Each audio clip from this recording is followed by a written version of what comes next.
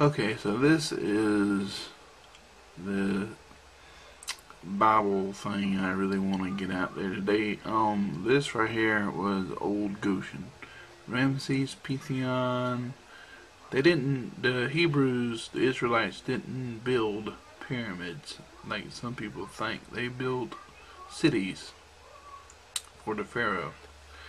And, well, they say, why are you going on this bush? Well, it's important. It's really important. If you look in your Bibles, you're going to see some kind of thing where it comes through here, and it might have cut through this little bitter lakes here. If that were the case, then then Egyptians would have routed them on both sides and took them back to Egypt. It says they camped on the edge of the wilderness. Whenever they came out, they raised their hand in defiance against Egypt. They had plundered them.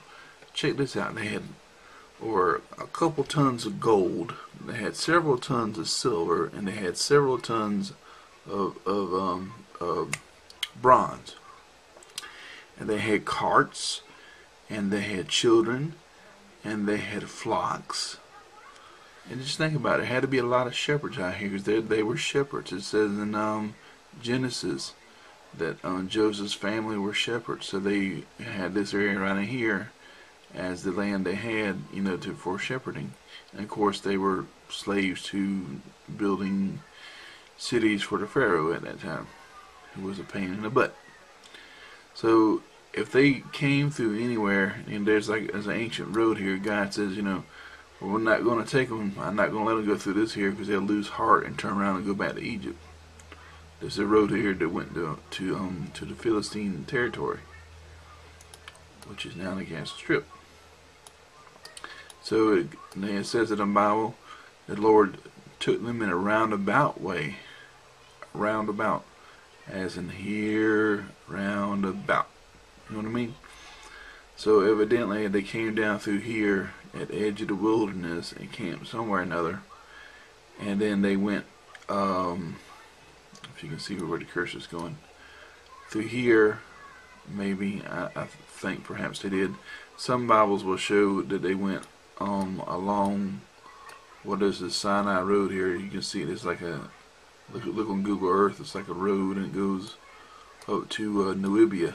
Well, that might have been the case. That might have went through this blackened part, where you see the Sinai road here. You can see an outline of it. It goes right in here, it goes down, goes up, goes like that. But that still goes to Namibia. See? And the thing about Namibia is that if you click on this thing right here, there's a pillar. And a man would stand about this high right there. This is a pillar that Solomon set up for the crossing of the Red Sea. And there was the same thing over here in Arabia. See? In Arabia, that the Arabs evidently took down. See, King Solomon's pillar, but they took that one down. But it still says that it's King Solomon's pillar. See? And they were like, there was this canyon they went through with these 70 palms and the 12 wells. So, and another guy on the internet suggests that they probably came down and they were on the edge here of this beach, this wide stretch of land where there were no mountains. See how wide this thing is? You can measure that and see how wide it is. From here to here. That's 11 miles. Way more than enough to accompany a million or two people. And he suggests that they were coming through here and they camped out where Pi-Haroth is and Bel-Safon and Migdol and all that stuff. And right here is a mountain, if you can see my cursor here, and it's called Mount Tehran. And if you look closer, you can see a bit of a land bridge. See right here? I'm not saying to cross there, but it's feasible. it sees what they did, because that's pretty much a land bridge right there. And not of it, not a lot of it's submerged. And you can see an outline, it's sticking up. But that's possible. And they went through this part. They could have went through this part and went down to up to Jabal Al Lawz, which is Mount Sinai, Mount Horeb.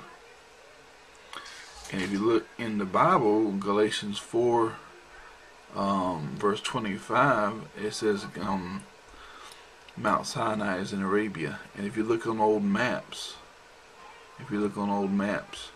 you'll see that, like 14, 15, 1600s, you'll see that Mount Sinai is in Arabia. It is not in Egypt, which would be, the Sinai Peninsula here would be part of Egypt. I think it still is today.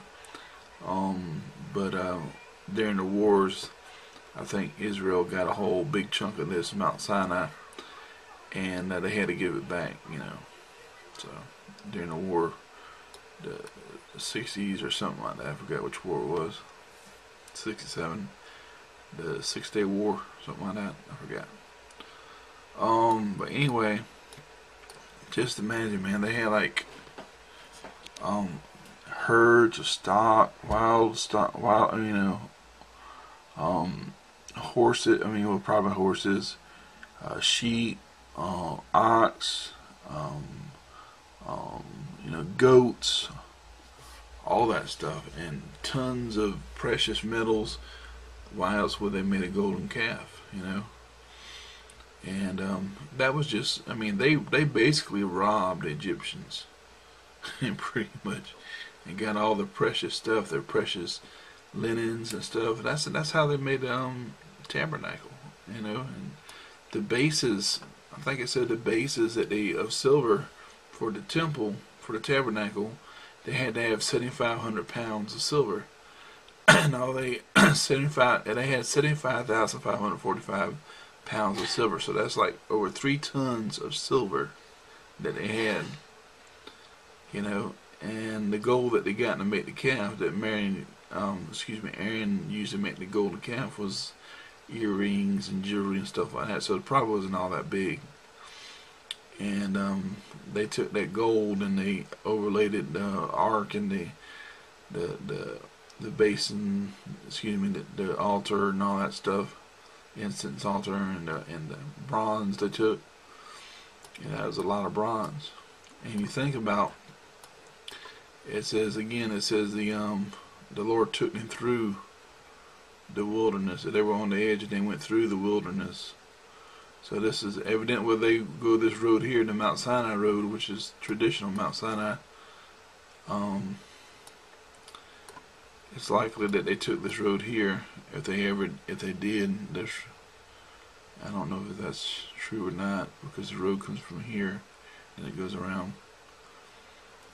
And they went through here or whatever, or they went through here. They came in these flat spots. And just imagine chariots chasing the Israelites. And they said, oh man, what do we do? We'll let them go. Oh gosh, we got to catch up with them and regain our property. The Israelites. So they came through here on this flat beach. They probably went around this way where it was flat, because if you think about it, no Egyptian chariot is going to go over these big, huge mountains. They go over one end, and they go down the other one, and the darn chariot's pushing the horses. So it had to be these flat spots, these little canyons, these little washed out areas from the Great Flood. And yes, I said the Great Flood because how can you explain all this? How can you explain this terrain? It looks like water, millions upon millions of gallons of water washed all this out. And so, how can you explain that? So, in theory, whatever, not theory, I guess, I don't know. They crossed here. That shows where the pillars are. Again, this a pillar here and a pillar there. And the Egyptians sunk in that fine sand. And now all throughout here, there are pieces of coral here and there scattered. And it might be where the Egyptian chariots were broken up by the huge waves.